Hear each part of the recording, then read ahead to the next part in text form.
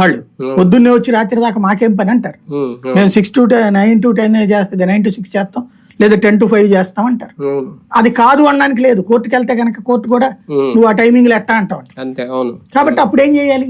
ఒక నెల అంటే సరే ప్రయోగాత్మక వాళ్ళు కూడా ఊరుకుంటారు. 2-3 నెలలు అట్లాగే కనుక చెప్పారనుకోండి ఊరుకోదు. కాబట్టి అప్పుడు ఏం చేయాలి? ఒక వ్యవస్థని తీసి అవతల పడేసి ఇంకోటి సచివాలయ వ్యవస్థ తీసేస్తే ఇంకా సర్వీస్ ఎక్కడ? మళ్ళీ పాత రోజులకి మళ్ళీ పంచాయతీ ఆఫీసులకు తీసుకెళ్ళడానికి ప్రజలు ఒప్పుకుంటారా? ఇది చంద్రబాబు గారికి ఉన్న కన్ఫ్యూజన్. అందుకని ఆయన పార్టీ నాయకులు ఒత్తిడి ప్రకారం అయితే జగన్ ముద్రలన్నీ చెరిపేయాలని అనుకుంటున్నారు.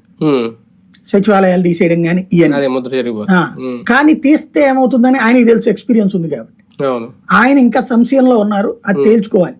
సూపర్ 6 హామీలు కూడా ఇప్పుడు ఒక సవాల్గా మారబోతున్నాయి బాబు గారికి. అంటే పింఛన్ అయితే అమలు చేస్తారు, దాన్ని ఇందులో క్యాలిక్యులేట్ చేయలేం, కానీ మిగిలిన సూపర్ 6 హామీల కోసమని బడ్జెట్ ని లేట్ చేస్తున్నారు. మళ్ళీ ఓట్ అన్ అకౌంట్ బడ్జెట్ పెడుతున్నారు.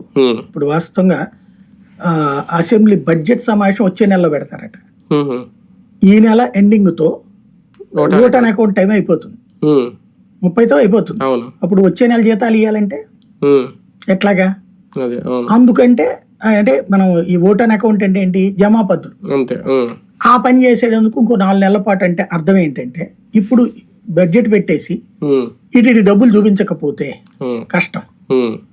ఇక రేవంత్ రెడ్డి లాగా 50 లక్షల మందికో ఎంతమందికి అవసరం అయితే ముందు 10 లక్షల మందికి ఇచ్చి ఎట్లా చేశారో అట్లాంటిది ఏదన్నా చేయాలి.